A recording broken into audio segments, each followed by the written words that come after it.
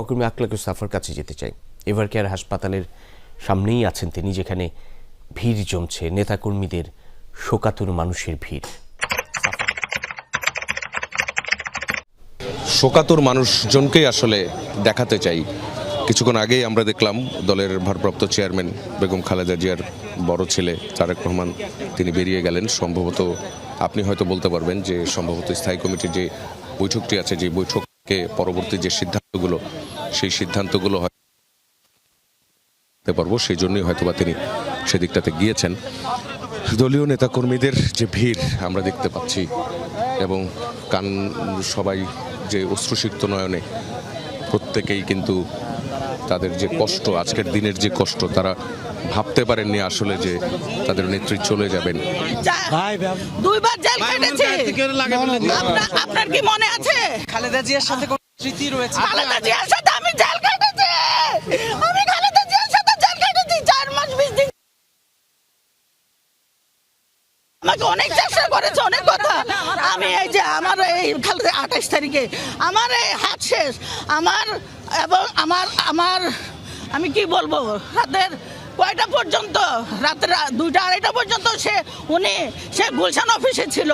আমরা ওইখানে পাহারা দিতাম, কি সুন্দর উনি সিঁড়ি দিয়ে নেমে নেমে আসছে, কিন্তু কিভাবে পরিত্যক্ত। ওনাকে একাই উনি আসামি ছিল, উনি একাই আসামি ছিল, ওনাকে নিয়ে আসামি বানাইছে। ওখানে কেউ ছিল না নজিমুদ্দিন রোডে।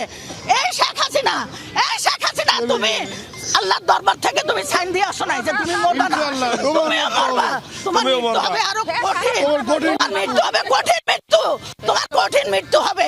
আজকে আমি জানি না ভারপ্রাপ্ত চেয়ারম্যানের কলিজার ভিতরে কেমন লাগতেছে। আল্লাহ তুমি ওরা ধৈর্য দাও, আল্লাহ ওনারা ধৈর্য দাও। ডাক্তার আমাদের বিচার অতি তাড়াতাড়ি দ্রুত যেন এই স্বৈরাচার শেখ হাসিনাকে এনে আমাদের 18 কোটি সন্তানের সামনে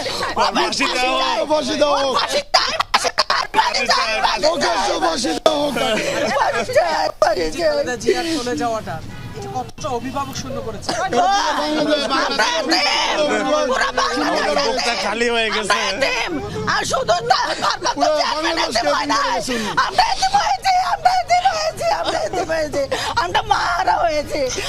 এই আহাজারি আসলে সর্বস্তরের দলের নেতাকর্মীদের। যদি বিএনপি একটা পরিবার হয়, সেই পরিবারের মা, সেই পরিবারের গৃহকর্ত্রী তিনি নেই হলেন।